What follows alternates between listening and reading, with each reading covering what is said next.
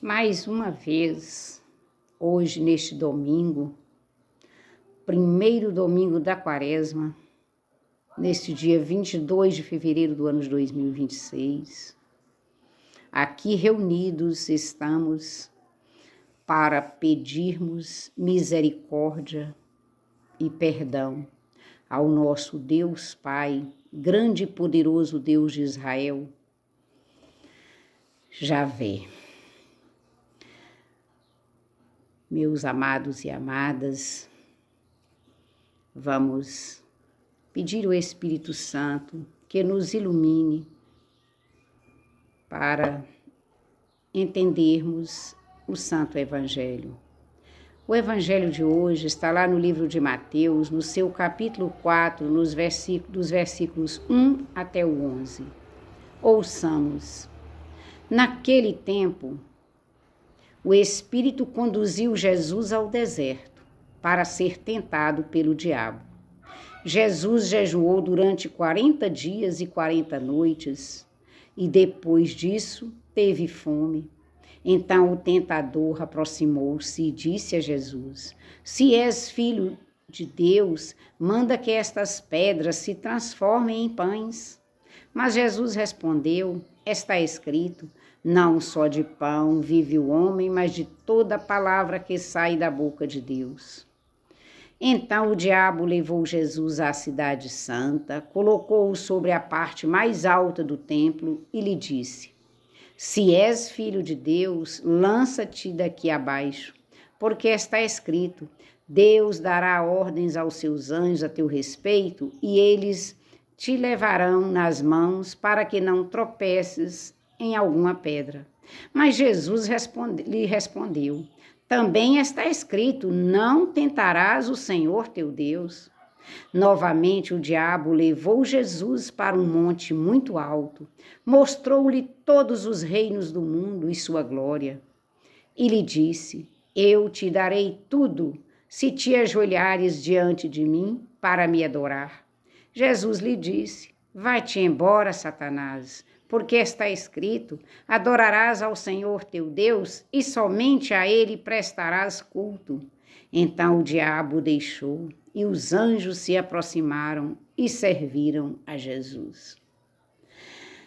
Meus amados e amadas, vamos meditar no Evangelho de Mateus, que todo o Evangelho hoje é Jesus sendo santificado, Jesus sendo tentado e Jesus vencendo todas as tentações, porque Deus, ele é filho de Deus. Ele tinha as respostas certas, porque o diabo também sabia a Bíblia. Ele tentava Jesus exatamente naquelas palavras do livro sagrado, mas Jesus, em contrapartida, ele sabe todo, muito mais que o diabo, porque ele é Deus, filho do nosso Deus, ele respondia na íntegra. Então, meditando, nós temos que observar essa expressão quando Jesus disse, vá-te embora, Satanás, porque está escrito, adorarás ao Senhor teu Deus e somente a ele prestarás culto. Oh, glória! 3 tentações. Vamos ver qual que nós podemos ver aí. 3. Uma conta certa, completa. As 3 tentações, elas resumem todas as tentações na vida de Jesus e na nossa vida também. Nós também somos tentados, meus amados. Quantas vezes nós somos inquiridos e reza tanto e não tem nada, só vai para baixo. Porque para o homem aqui na terra, o importante é o ter e não o ser. Não é verdade? Nós já ouvimos isso. E rezou tanto, adoeceu. Não.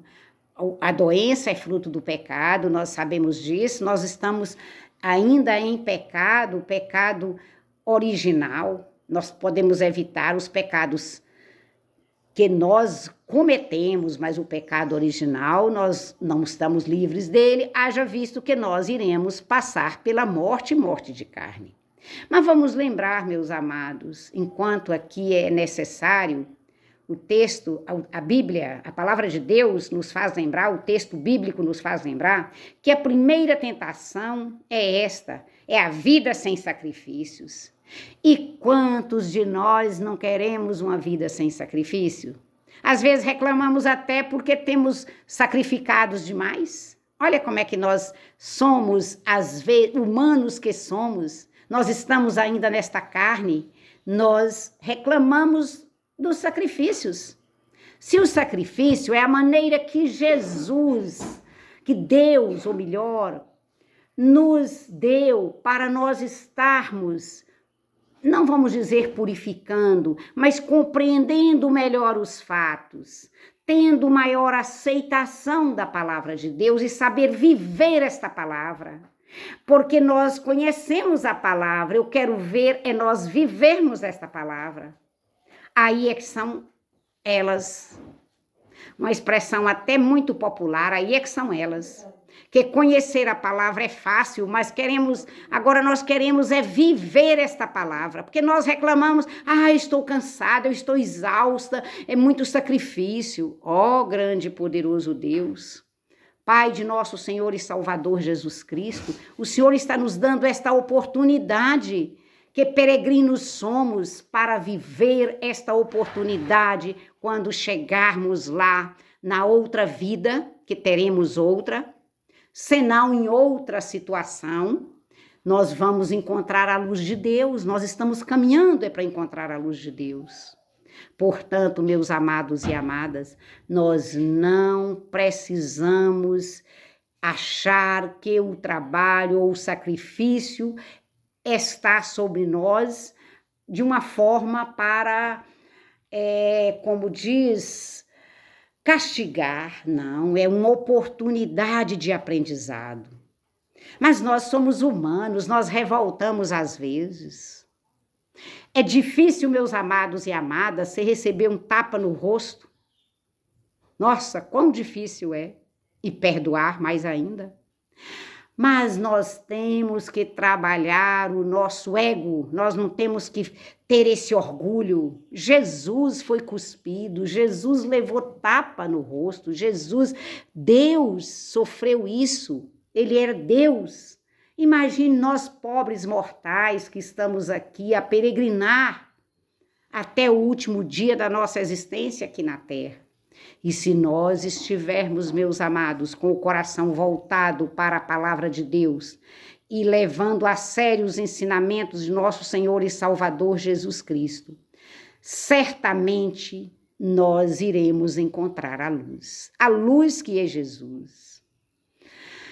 Mas vejamos uma outra situação. A segunda tentação é esta: religião sem obediência. Será que vale?